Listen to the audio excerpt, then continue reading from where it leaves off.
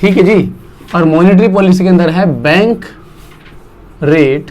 हम लोगों ने उस चैप्टर के अंदर दोनों अलग अलग पढ़े थे, पर यहां पर दोनों मिक्स, क्योंकि इफेक्ट दोनों का सेम होता है। बैंक रेट और रेपो रेट क्या होता है? ये कमर्शियल बैंक है, कॉमर्स बैंक नहीं है, और ये आरबीआई है। कमर्शियल बैंक को जब लोन की, पैसे की आवश्यकता होती है तो ये क्या करता है, इनसे पैसा मांगता है। तो लोन जो होता है क्या होता है, यहां से यहां की तरफ जाता है, एरो ध्यान रखना, कमर्शियल के बैंकों के पास जाता है। तो जब कमर्शियल बैंक लोन लेता है आरबीआई से, तो जो उस पे इंटरेस्ट पे करता है, किसको? आरबीआई को पे करेगा ना। तो आरबीआई को जो इंटरेस्ट पे करता है उसको हम कहते हैं बैंक रेट या रेपो रेट। अब दोनों में फर्क था, एक था रेपो रेट तब पे किया जाता है जो मॉर्गेज वाले लोन होते हैं, उसमें बैंक रेट होता है जो नॉर्मल लोन होते हैं, शॉर्ट टर्म वाला और लॉन्ग टर्म वाला हिसाब किताब था। पर हमें फिलहाल यहाँ पे ये देखना है कि दोनों में ही इंटरेस्ट तो पे ही करेगा ना, समझ में आई बात? तो बैंक रेट या रेपो रेट जो है उस पर इंटरेस्ट दिया जाता है, तो वो लोन इधर से आता है। जब कमर्शियल बैंक के पास लोन आएगा तो उस लोन को ट्रांसफर किया जाएगा किसके पास? इस गुड्डे के पास, मतलब ये पब्लिक का बंदा है, ठीक है ना, पब्लिक के पास जाएगा। तो ये पब्लिक के पास गया तो पब्लिक के पास जेब में पैसा बहुत ज्यादा आ जाएगा। जब जेब में पैसा ज्यादा आएगा तो खर्चा ज्यादा करेगी, और खर्चा ज्यादा करेगी तो एग्रीगेट डिमांड बढ़ जाएगा। तो कब काम आएगा ये? जब एडी घटा हुआ हो। डेफिशिएंट डिमांड के केस में क्या होगा, ये घट। अब जरा ये देखो कि लोन को आरबीआई कैसे कंट्रोल करती है। अगर लोन को देखो, अगर आरबीआई ने बैंक रेट या रेपो रेट, बैंक रेट से लिखेंगे बैंक रेट या रेपो रेट, ठीक है, अगर ये बढ़ा दिया, समझो जरा, बैंक रेट या रेपो रेट अगर बढ़ा दिया तो होगा ये कि कमर्शियल बैंक को लोन महंगा पड़ेगा, बहुत महंगा पड़ेगा। इंटरेस्ट रेट बढ़ा दिया तो लोन महंगा पड़ेगा। तो जब लोन महंगा पड़ेगा तो कमर्शियल बैंक लोन नहीं लेंगे या फिर बहुत कम लोन लेंगे।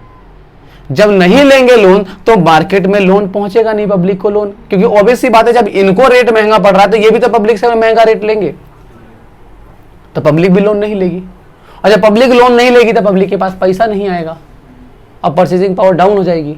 तो इससे क्या हो जाएगा, आपका एक्सेस डिमांड को कंट्रोल किया जा सकता है। जो आपकी डिमांड पहले बढ़ी हुई थी उसे कंट्रोल किया। मान के चलिए मार्केट के अंदर डिमांड जो है घट गई है, डेफिसिट डिमांड है, तो क्या करेंगे, तो ये करेंगे कि इसको घटा देते हैं। और अगर इसको अगर घटा देता हूं तो क्या होगा, फटाफट कमर्शियल बैंक जल्दी जल्दी लोन ले लेंगे, और ये जल्दी जल्दी लोन ले लेंगे तो पब्लिक भी लोन ले लेगी जल्दी जल्दी, क्योंकि सस्ता पड़ेगा लोन, इनको भी सस्ता पड़ेगा। तो लोन ले लेगी तो उसमें क्या होगा, मार्केट में पैसा बढ़ जाएगा, और इससे क्या होगा, जो डेफिशिएंट डिमांड थी, जो डिमांड घटी हुई थी, वो डिमांड बढ़ जाएगी। मैडम बोलिए मैडम। एडी के घटने से जीडीपी में कोई असर पड़ता है? एडी के घटने से जीडीपी, ये जीडीपी कहाँ से आ गया इस चैप्टर में? मैं पूछ रहा हूँ क्या चीज? ऑब्वियसली बात है, घटेगा तो जीडीपी बढ़ जाएगा, वो जीडीपी भी घट जाएगा। भाई एग्रीगेट डिमांड घटेगा तो प्रोडक्शन कम करेंगे, जब प्रोडक्शन कम करेंगे तो क्या होगा, जीडीपी घट गया। जब चैप्टर चल रहा था तब पूछा नहीं, अभी फिर अकाउंट से क्वेश्चन ना पूछने लग जाए यहाँ पे। हाँ देखो, नहीं अगर एडी अगर बढ़ता तो जीडीपी नहीं बढ़ता। तुम बताया था ना ये कि already fuller utilization of resources कर रहे हो, आपके पास रिसोर्सेज ही नहीं है बढ़ाने, हाँ, तो आपके पास एक्सेस कैपेसिटी नहीं है आपको प्रोडक्शन करने के लिए, लेबर सारे काम पे लगे हुए हैं। टेक्नोलॉजी कॉन्स्टेंट है तो हाँ, नहीं तो टेक्नोलॉजी बढ़ा करके तो आप कर सकते हो, जीडीपी बढ़ा सकते हैं, ठीक है। तो ये समझ में आ गया बैंक रेट वाला केस, कि बैंक रेट अगर घटेगा बैंक रेट बढ़ेगा। तो अगर बैंक रेट अगर बढ़ता है तो किसको कंट्रोल करते हैं, बैंक रेट बढ़ा, लोन महंगा पड़ेगा, लोगों को लोन महंगा पड़ेगा, पैसा कम हो जाएगा, एक्सेस डिमांड को। तो बैंक रेट का बढ़ना एक्सेस डिमांड को कंट्रोल करता है, बैंक रेट का घटना डेफिशिएंट डिमांड को कंट्रोल करता है। समझ में आई बात, ठीक है। नेक्स्ट टॉपिक पढ़ते हैं हम लोग। अगला है reverse repo rate. Reverse repo rate बेटा दूं ना, ये हमारा वो तो सेम ही रहेगा। देखिए जी, रिवर्स रेपो रेट क्या है, ये क्या होता है ना कि कभी कभी कमर्शियल बैंक के पास बहुत सारा पैसा होता है, तो कमर्शियल बैंक क्या करता है, उस पैसे, जैसा हम लोग अपने के पास अगर जेब में बहुत पैसा आ जाता है तो क्या करते हैं हम लोग उस पैसे को जाके बैंक में जमा करा देते हैं। तो कमर्शियल बैंक के पास भी जैसे पैसा ज्यादा आता है वो क्या करता है, वो बैंक के पास जाके आरबीआई के पास जमा करा देता है। तो आरबीआई के पास जब पैसा जमा करा देता है ये, तो उसके ऊपर इसे इंटरेस्ट मिलता है। तो इसने पैसा जो है, लोन की बात नहीं हुई है यहाँ पे, सेविंग्स की बात हो रही है, ठीक है, एक्स्ट्रा मनी था उसे, है ना, इसकी सेविंग्स से कुछ एक्स्ट्रा मनी थी, वो इसने यहाँ जमा करा दिया। तो इसने, आरबीआई ने क्या दिया इसको, इंटरेस्ट दिया। क्या दिया, इंटरेस्ट दिया। और ये पैसा इसके पास कहां से आया, अपने पापा के पास से लाया है, यहां से लाया है, ठीक है। तो पब्लिक का सारा पैसा ये लोग क्या है, यहाँ पे इसको ऐसे एरो बनाते हैं, ठीक है, ये पब्लिक की सेविंग्स यहां पर आई थी और पब्लिक को भी क्या देता है ये बदले में, ठीक है। अब जरा इसको समझते हैं, ये जो इंटरेस्ट है ना, सेविंग पे मिलने वाला जो इंटरेस्ट है, आरबीआई जो कमर्शियल बैंक को देता है उसको कहते हैं रिवर्स रेपो रेट। समझ में आई बात। अब जरा केस को समझते हैं। अगर रिवर्स रेपो रेट अगर बढ़ जाता है, तो अगर रिवर्स रेपो रेट बढ़ जाएगा तो लोग, कमर्शियल बैंक अट्रैक्ट होंगे अपना ज्यादा से ज्यादा पैसा इसके पास रखने के लिए। तो इसके पास जब ज्यादा पैसा रखेंगे तो इनके पास लोन देने के लिए पैसा कम हो जाएगा, नहीं दे पाएंगे लोन। दूसरी चीज, इन लोगों के पास भी पैसा नहीं बचेगा, क्योंकि ये भी चाहेंगे कि हमारा पैसा बैंक में रहे। जब बैंक में रहेगा तो इंटरेस्ट ज्यादा मिलेगा, तो इनके पास हो जाएगा पैसे का कमी, लिक्विडिटी सोक कर ली जाएगी, अब्जॉर्व कर ली जाएगी। तो क्या होगा, जो एडी बढ़ी हुई थी उसको कंट्रोल कर लिया जाएगा, एक्सेस डिमांड को कंट्रोल किया जाएगा। क्या, एक्सेस डिमांड को कंट्रोल किया जाएगा। समझ में आई बात, ठीक है। अच्छा, अब घटने का भी देख लेते हैं। अगर इंटरेस्ट घट जाएगा तो कमर्शियल बैंक का कोई फायदा थोड़ी ना है। जब इंटरेस्ट रेट घट ही गया तो इसको कहीं और इस्तेमाल कर लेते हैं। तो इसका मतलब क्या है कि ये क्या करेगा, लोन देगा पब्लिक को बिजनेसमैन को, जितनों को भी, सबको लोन देगा। जब लोन देगा यहाँ पे से, ये लोग भी क्या करेंगे, ये लोग भी बैंक में पैसा रखेंगे नहीं, जल्दी नहीं रखेंगे। क्यों, क्योंकि भाई इंटरेस्ट ज्यादा मिल ही नहीं रहा है। तो जब इंटरेस्ट ज्यादा मिले तो जेब में पैसा रहेगा तो फिर खर्च करेंगे उसको, और खर्च करेंगे तो एडी बढ़ेगी। क्या कंट्रोल हो रहा है, डेफिसिएंट डिमांड को कंट्रोल किया जा रहा है। समझ में आई बात।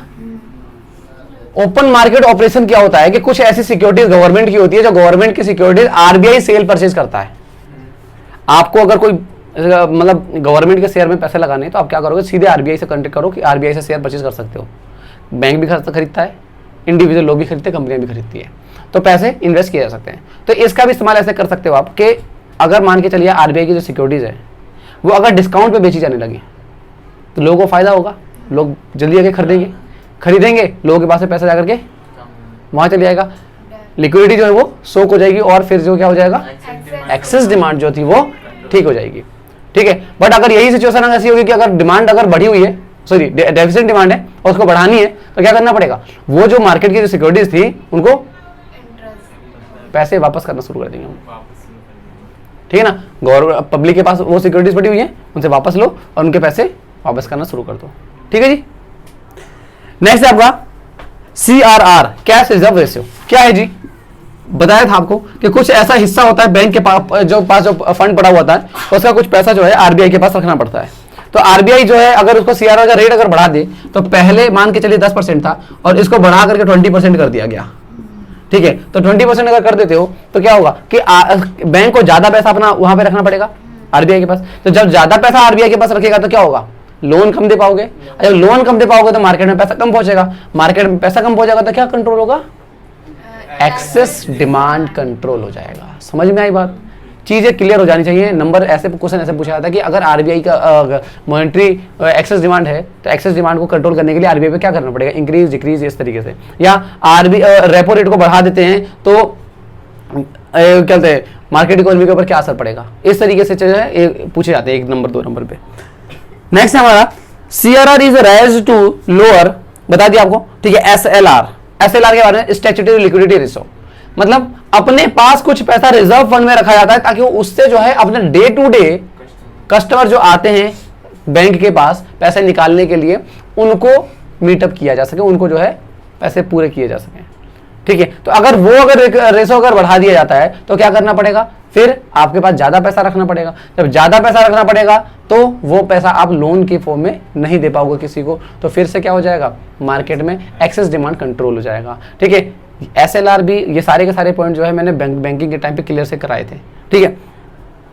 नेक्स्ट आपका मार्जिन रिक्वायरमेंट बताया था आपको कि जैसे कि आपको 20 लाख रुपए का लोन चाहिए, ठीक है, तो आपसे गवर्नमेंट जो बैंक जो है वो सिक्योरिटी डिपॉजिट जो लेता है, जैसे घर के पेपर लिया या जो भी चीज लिया, वो 20 लाख से ऊपर के होने चाहिए। जैसे मान के चलिए आपसे 25 लाख के मांग रहा है वो, ये जो 5 लाख का जो बीच में डिफरेंस आ रहा है, ठीक है, 5 लाख का बीच में जो डिफरेंस आ रहा है, यही मार्जिन रिक्वायरमेंट कहलाता है।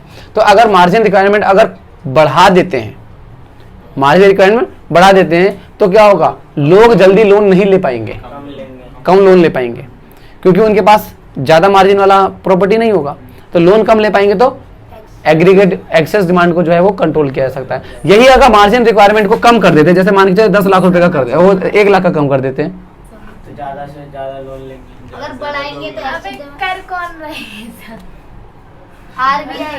आरबीआई। जब तक चित्रकारी ना करो तब तो समझ में नहीं आती यार। ये देखो, बनाओ। अरे घर नहीं बनाना, बस अरे हाँ खिड़की का क्या है, रेड डोर भी रह गई। और हाँ कुछ देखो जरा, क्या क्या बता क्या रहा था, भूल गया। ऐसे ना मार्जिन रिक्वायरमेंट बता रहा, जैसे मान के चलिए पब्लिक है, ठीक है, और ये एक बैंक है, ठीक है, बैंक ना पब्लिक को लोन देता है, ठीक है, क्या है भाई, ठीक है, बैंक जो है पब्लिक को लोन देता है। जब लोन पब्लिक के पास जाएगा, ठीक है, तो पब्लिक से ना ये गिरवी रखने का कोई सामान जो है गिरवी रखवाता है, जैसे मान के जमीन का कागज रखवाया, तो ये अगर मान के चलिए बैंक कह रहा है कि अगर आपको 1 लाख रुपए का लोन चाहिए, तो उसके लिए सिक्योरिटी डिपॉजिट जो है वो 1.5 लाख रुपए की रखनी पड़ेगी, क्योंकि ऑब्वियसली बात है, जितने का लोन लोगे उससे ज्यादा का सिक्योरिटी डिपॉजिट रखोगे तभी तो सेफ रहेगा बैंक, समझ में बात। तो जो है 50,000 रुपए का आपका मार्जिन रिक्वायरमेंट कहलाया। अब ये 50,000 से बढ़ा करके 70,000 कर दिए जाए, मतलब 1 लाख के लोन के लिए 1,70,000 की रिक्वायरमेंट होगी, तो कम लोग ही तो अफोर्ड कर पाएंगे ना उस पैसे को, समझ में आई बात। तो कम लोग लोन ले पाएंगे, आई बात समझ में। पर अगर यही चीज अगर 70 की जगह पे 20,000 कर दिया गया, तो 1 लाख के लोन के लिए कितने पैसे देने, कितने का सिक्योरिटी डिपॉजिट देना पड़ेगा, 1,20,000 का, है ना, 1,20,000 का, तो ज्यादा लोग लोन ले पाएंगे, समझ में आई बात। मतलब कहने का है, अगर लोन कम ले पाएंगे लोग, तो मार्केट में पैसा कम हो जाएगा, तो क्या होगा, एक्सेस डिमांड कंट्रोल होगा, ठीक है। अगर मार्जिन रिक्वायरमेंट घटा देते हो तो लोन ज्यादा ले पाएंगे लोग, और जब ज्यादा ले पाएंगे तो क्या होगा, डेफिसिएंट डिमांड कंट्रोल होगा, ठीक है ना। नेक्स्ट पॉइंट क्या है, moral pressure extended by the RBI. RBI क्या करता है कि बैंक के ऊपर, क्या, कमर्शियल बैंक के ऊपर, ठीक है, कमर्शियल बैंक के ऊपर मोरल प्रेशर डालता है। क्या कहता है कि भाई एक काम करो, लोगों को लोन देना बंद करो, मार्केट में जो है डिमांड जो है बहुत ज़्यादा बढ़ गई है, इकोनॉमी के अंदर एक्सेस डिमांड जो हो चुकी है, इसको ठीक करना है, मार्केट में लोन जो है बंद कर दो। बैंक क्या करेगा, लोन देना बंद कर देगा, ठीक है। या फिर बोलेगा बैंक, आरबीआई बोलेगा कि एक काम करे, एक राशनिंग कर देते हैं, इंडस्ट्रियल सेक्टर में लोन दो, ठीक है, एग्रीकल्चर सेक्टर में लोन दो, पर्सनल लोन देना बंद कर दो, या फिर एजुकेशनल लोन दो, बाकी सारे लोन बंद कर दो। इस तरीके से कुछ सजेशन दे देता है आरबीआई, और देकर के और क्या कहता है कि वो भाई वो करने लग जाता है बैंक। उससे क्या होता है, मार्केट में लोन जो है कम होने लग जाता है। जिस सेक्टर में पर्टिकुलर जहां लोन देना चाहिए, सिर्फ जहां नेसेसरी वहीं देता है, बाकी जगह पे बंद कर देता है देना। ऑब्वियसली बात है, जब आप लोन लेने जाते हो तो आपसे पर्पज पूछा था ना कि लोन का करना क्या है, आपको डायरेक्ट नहीं मिलता है ऐसे कभी भी लोन, ठीक है। आपसे वो पूछा जाता है कि आपको लोन का पर्पज क्या है, एजुकेशन लोन है, मैरिज लोन है, कार लोन है, बाइक लोन है, ऐसा होता है ना हर चीज का लोन, तो सब पे अलग अलग रेट ऑफ इंटरेस्ट भी होता है, समझ में आई बात। तो इस तरीके से तो क्या करता है जो आरबीआई जो है वो क्या करता है, कमर्शियल बैंक के ऊपर प्रेशर डालता है और बोलता है कि भाई ऐसे ऐसे हमारी बात मानो आप, ठीक है। नहीं मानेंगे ऐसा तो ऑप्शन है ही नहीं उनके पास कि हम नहीं मान रहे, बात तो माननी पड़ेगी, ठीक है। नेक्स्ट आपका credit rationing is introduced, loan की राशनिंग कर देना भी मैंने बताया तुमको, ठीक है। आरबीआई ने कहा कि भाई लोन की राशनिंग कर दो, तो आरबीआई क्या करेगा कि लोन की राशनिंग करवा देगा किन से, कमर्शियल बैंक से। बोलेगा कि भाई मार्केट में ना सिर्फ इंडस्ट्रियल सेक्टर को लोन देना, बाकी को लोन नहीं देना है, ठीक है। जैसे राशनिंग का मतलब क्या होता है कि आपको जो राशन मिलता है वो राशन की दुकानों से मिलता है, वो क्या कहते हैं कि अमीरों को पैसा राशन नहीं देना है, सिर्फ गरीब लोगों को लोन राशन देना है, ठीक है। मतलब कहने का जहां पे रिक्वायरमेंट है वहां देना है, ठीक है। इसी तरीके से लोन की भी राशनिंग कर दी जाती है। तो जहाँ पे रिक्वायरमेंट बोलते हैं भाई एग्रीकल्चर सेक्टर में दे दो, अभी वहाँ पे देना चाहिए हमको, और इंडस्ट्रियल सेक्टर में दे दो, बाकी जगह सारे लोन बंद कर दो। तो ये कहलाना क्या है, राशनिंग करना। तो इससे भी क्या है, जिस सेक्टर में चाहते हो उस सेक्टर में लिक्विडिटी को सोक कर सकते हो आप। आ गई बात समझ में? ठीक है। तो इससे भी आप एक्सेस डिमांड को जो है कंट्रोल कर पाओगे। अगर एक्सेस डिमांड को, वो डेफिसिट डिमांड को कंट्रोल करना है तो क्या करोगे, ज़्यादा से ज़्यादा लोन दे दो उस सेक्टर में। उसमें बोल दिया पर्टिकुलरली जो है एग्रीकल्चर सेक्टर में लोन दो, क्योंकि वहाँ पे दिक्कत ज़्यादा है, वहाँ पे जो है डेफिसिट डिमांड है। तो ठीक है जी, लोन देना शुरू कर देंगे ज़्यादा से ज़्यादा। उससे क्या होगा, एग्रीकल्चर के इनपुट्स खरीदे जाने लग जाएंगे, जैसे ट्रैक्टर वैक्टर हो गया, थ्रेसिंग मशीन हो गई सर, फिर से एडी जो है बराबर हो जाएगा। ठीक है। तो मैंने एक ही बार में दोनों एक्सेस और डेफिसिट दोनों समझा दिए हर टॉपिक पे। ठीक है ना। तो हमारे दोनों ही कंप्लीट हो जाते हैं और चैप्टर हमारा कंप्लीट हो गया है।